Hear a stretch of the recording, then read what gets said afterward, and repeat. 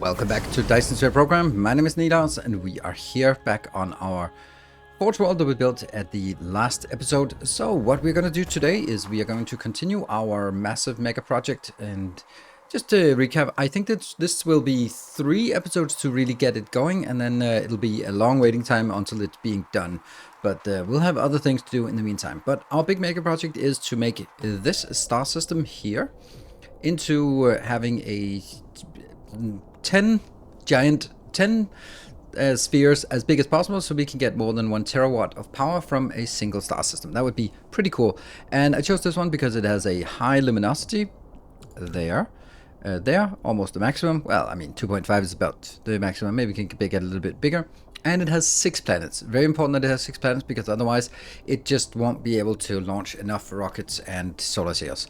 So what we did in the first episode was we secured the system. There are no hives there, there are no planetary bases. We've done all of it. We put polar hubs on everything. We set up mining on every single location. And now we've also built a forge world on one of them. So we now have all the basic materials readily available in this sort of corner of the galaxy.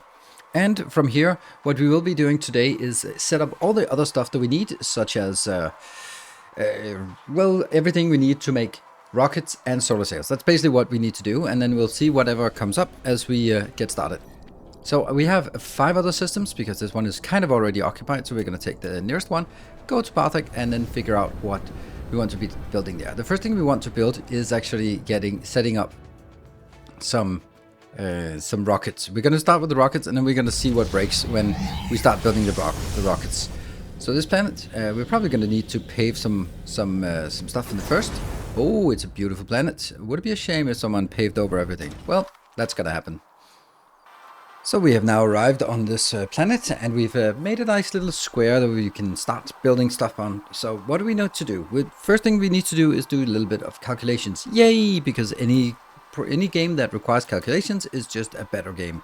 Right, so we have this fast DS builder. This is the one that we're going to be using. We have that on all 6 planets. Each of those fast DS builders will have 30 rocket launchers. Each rocket launcher launches 5 per minute, and with proliferation it's 10 per minute. So that is 300 per minute for each planet.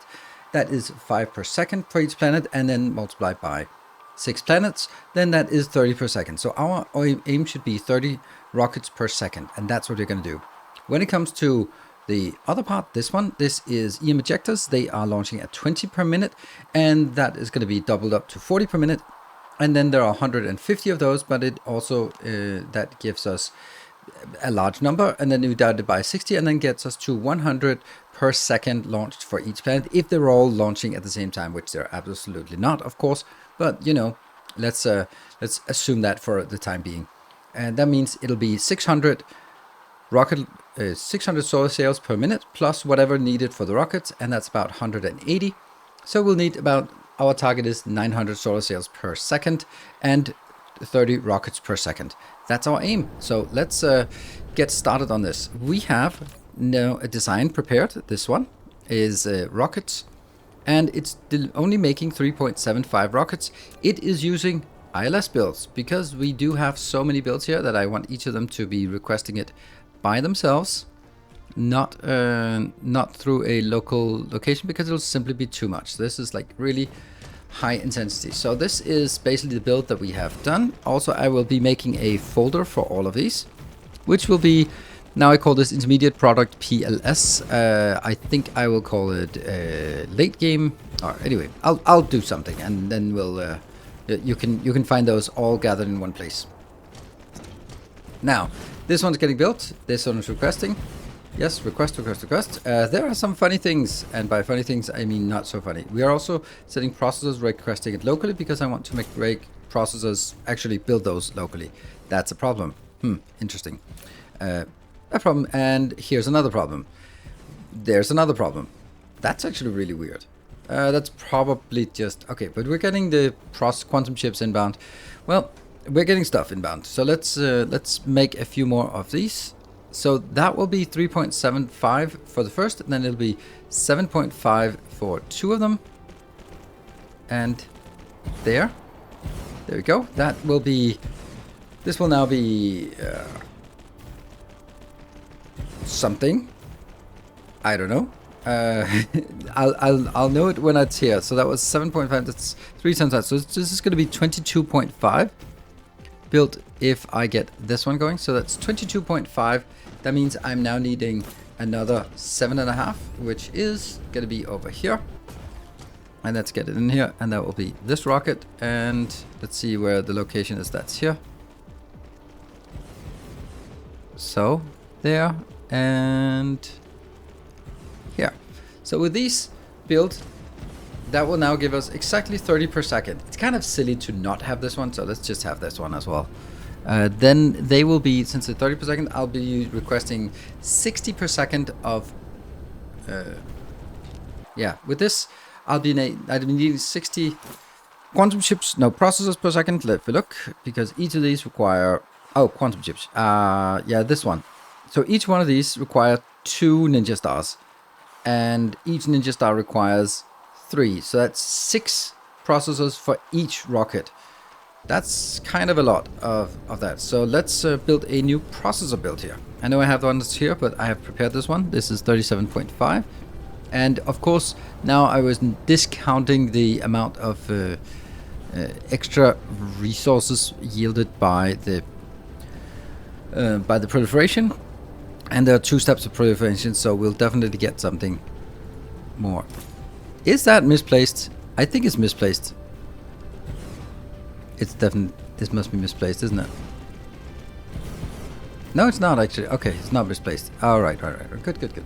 Okay, whew. All right, more processors, and that's 37, so it's times 2. And we were doing 30, so it's going to be 180. That's a little bit more than we have here. This will be 112, but I think that's actually going to be fine. Actually, you maybe we'll actually get this one out and remove that and make it into processors instead. Let's get that one out and that one, and let's get processors in here as well. So that will be a much better balance. And there we go. That's going to be processors here. There we go.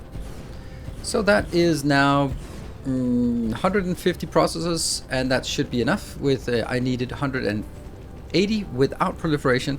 So with proliferation, 160 will be enough. And lo and behold, we don't have enough of all the stuff we need. Let's get that one. Then we have enough. And the other one is not surprising. There. Good. So that should actually get us everything we need. Now we of course also need to, aside from actually building it, we also need to make sure that we set up some shield generators. So let's get all these things done and see it in action. So we're already done, or almost done. I wouldn't call it already, because damn, that took a little bit of time here. And of course, we will now see that it isn't really working, but it looks great. So we have all these processors, they're working fine, because what are they getting? They're getting some basic materials in. Those basic materials are from a forge world, so no problems at all. It's when we get to the more complex stuff that it's going to be a little bit more of a problem. Let's have a look. So we don't have any deuterium fuel rod. That's not great. We don't have a lot of solar sails. We don't have any titanium alloys, and yes, we are getting the processors. They are coming in now. All the stuff like carbon nanotubes are coming in from far away. Let's have a look at this one. Yeah, so that's fine. So processors are coming in locally. That's great. But deuterium fuel and titanium alloys are the big issues. So those are going to be the next thing we want to make. Titanium alloys, or actually, if we look at deuterium fuel, it actually needs titanium alloy as well. So we might want to build them together. And titanium alloy needs an abundance of sulfuric acid. So the most logical place to do it is at a place that has sulfuric acid ocean. If only we had a location like this. And it seems like Tekavaro, when they become a planet, they always become a planet with sulfuric acid. So that is great to have traditions, and that means this is going to be our next target. We are going to go make some titanium alloy and some deuterium fuel here at that location. So we're on to the next planet. Here we have set up some nice sulfuric acid locations. They are completely full. It takes a while to build them. So they are here, and we need a lot. So we're just happy. Done. We have sulfuric acid. Sulfuric acid is going to be used in vast quantities. Now the first thing we want to make it into is yeah, let's actually make it down here. Gonna be titanium. Where do we have it? Titanium alloys. This is a really good build for titanium alloy. First of all, it takes pretty much an entire spot. It is utilizing the new smelters and also the pile sorters so that they are super fast. And that is probably going to strain the input logistics for this, but it creates 120 titanium alloys. And with a little bit of calculation I did in the meantime while setting all the other things up, I have found out that I need 120 titanium alloy per second for the rockets, or for the deuterium fuel, and then I need 180 for the ninja stars. So, or technically I think it's the frames, but that means we need 300 at least. So with this I built 360, and we should be seeing that this one comes in. Let's see what we get here. It gets all the things inbound. These are low quantity, but this is higher quantity. The sulfuric acid is higher quantity, so that's the one we really need. So let's just fire these one up here. We will also see that we're probably going to run out of our proliferation soon-ish. There's a little bit coming in, but not as much. Right, so that is being set up. Now, that means we can also just start working on the deuterium as well. Deuterium has also been updated, but the deuterium, I wanted to make that, or deuteron fuel, whatever. This thing here, DE fuel. This is actually an existing build that I already had, but I've just made from the blue ones to the Darkfog version, and that doubles it up. So instead of producing 10 per second, it produces now 20 per second, which is pretty damn amazing. It does, however, need quite a bit of deuterium inbound, and that's going to be a little bit of a challenge. I think it's 40, yeah, it's 48 inbound or something like that for all this. So yeah, we need to set up a lot of these things on find some, what is it called? They're called gas giants. Yes, gas giants indeed. We need to find some gas giants, not ice giants, but gas giants, and then we need to set those up, and so we can mine them for the resources we need, the deuterium we need. And then I am did I misplace this one? It feels like I misplaced it, didn't I? Yeah, that feels misplaced.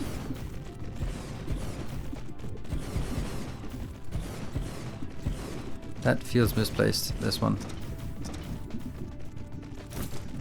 You are misplaced. Ah. Well, that just... Luckily that's not that big of a deal. I hope the other ones are not displaced as well. There. They might actually be, now that I think of it. Nope, that's fine. This one is also fine. Fine. Fine. Oh, off. This one's off, right? Yep. Get that out. Alright, we need to build these and build them correctly. We're almost completed with this build as well. We are making quite a bit of deuterium, and only this part isn't really getting built, so I'll help out on building this myself. Deuterium is a big issue, and what I need to do is just fly around and find some gas giants and then tap those so we get some better production going. I really want to avoid fractionators, because fractionators are just really intensive in number of things moving, number of moving parts. And since you can see my FPS is not doing so great despite my new PC, then I don't want to strain it by having like a million things going on with the fractionator. So I just want to tap more gas giants everywhere in the galaxy. But this thing is basically it. There's 120 deuterium fuel, and that's what we need, and there is 360 titanium, and that's great. So these ones will be exported off-world. You can see they are very attractive to be transported off-world. So that's another thing done. Now let's move on to quantum chips, because they are also needed for that.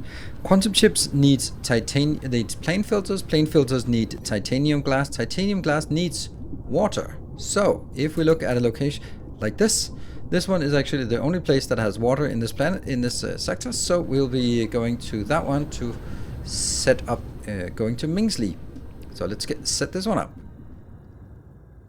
And we're now on the next planet. This planet is kind of, well, not kind of, but extremely strained for water. So we'll have We've set up some water here and there, but every single water pond, even the small ones, need to be tapped as well. So onwards, we need to do it with that. But let's do that afterwards. We built up a little bit of repository there. But what I want to do is I want to build processors and quantum chips, because quantum chips need processors. So we'll build a dedicated processor build. So it's just 2 for 1. So if I need to build 60, or I need 30 rockets per second, so I need 60 quantum chips. I'm kind of, for these calculations, just disregarding the proliferation, so that we have a little bit of a buffer.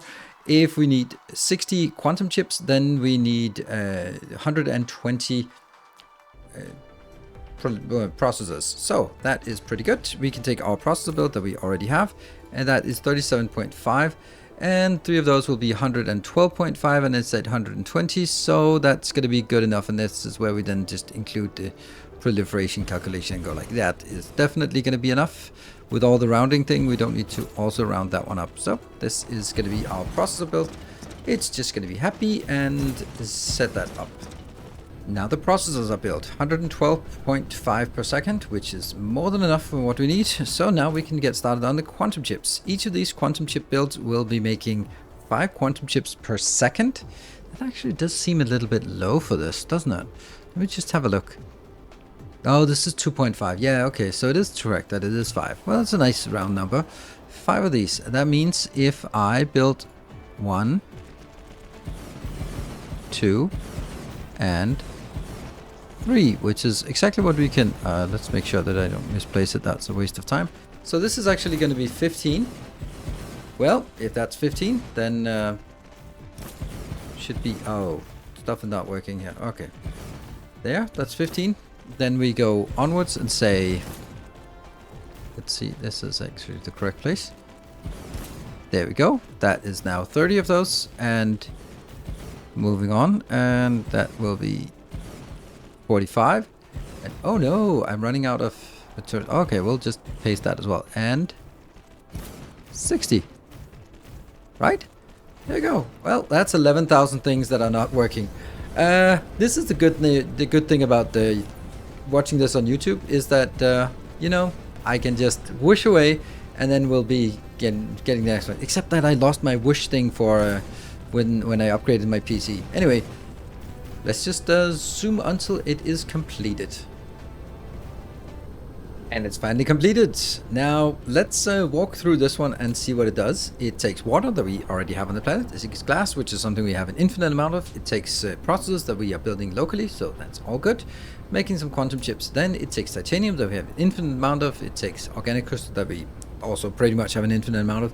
Then it takes graphene that we have produced somewhere, but let's make it somewhere local here. So each one we'll need to sort of figure out how much we actually need, how much graphene we need. Where is the graphene need? The graphene need is needed here. So let's go.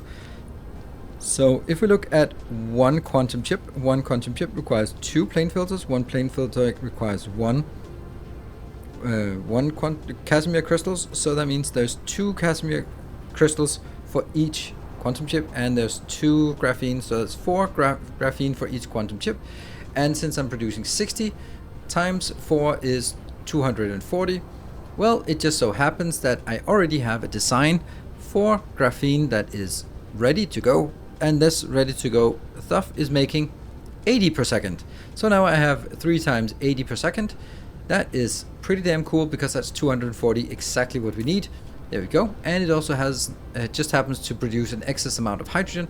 That excess amount of hydrogen is also going to go in for the rest of the Casimir crystal production. It just gets even better than that, because I have fire ice on this planet and I have gradient crystals. So we have all we need for all the things. Okay, gradient crystal is not really needed on this one, but we have fire ice on this planet. So we can actually just get the fire ice locally in here, which is super amazing. I probably should also get the fire ice sort of also brought in, just in case that when we run out of these 4 million. But that's amazing. We now have 60 quantum chips done. We are almost done. We got the rockets, we got the deuterium fuel, we got the titanium alloy, we got the quantum chips, and now the only thing we're missing is solar cells production. So that will be built naturally on the last one of the last planets. That one on the Patose. Thank you for that. And then let's jump over to that one and get it built. We have arrived at the final planet that we need to build on for this stage of the game here, or the stage of the mega project, and that is here on the Debatose. And then what we want to do here is solar sails. Now, surprise, surprise, we have also built solar sails here. 75 solar sails, also configured with an ILS. Oh no, we need heavy depot or big depots there. Let's get that. We probably also need some other things as well. Let's get some of the stuff that we need in here. That one. And we need some of these liquids ones. Yes. Probably get that as well. And we need some of the other storage here. Let's just get the big storage inbound. Oh man, I love this system where I can just request what I need. Good. So what was it? It is this one. And that will be built. Oh, that's very much white on white here with white lines. Great. That's a little bit difficult here to see. So that location there, 75, and let's add another 75. That comes down there, and let's add another 75. Good. So how much is it? Ah, right. That's obviously this one is in the way. Go away now. Let's make sure that we get this one placed first. That is more important, and it is there. And then we can see where this one is allowed to be. Oh, 22. Perfect. Good. So what have you done now is this part is 75 times 3. That's 225. Well, 225 is just not cutting it. I love this part, right? Okay, so 225 was not enough. So we just double it.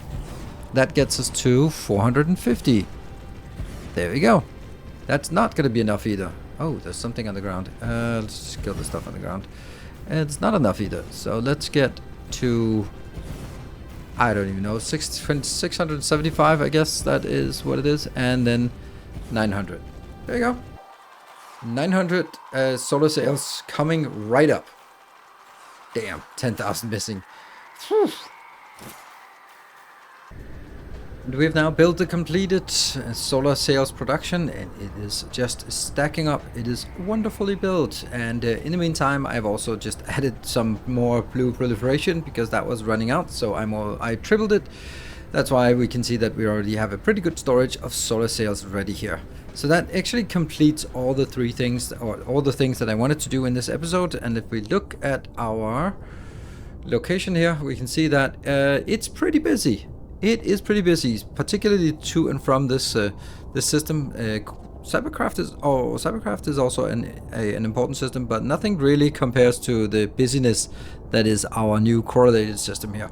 And we haven't even started launching yet. So what we'll be doing in the next episode is that we'll be starting to make in each of the systems. We'll be making the fast launcher, and then we'll be setting up.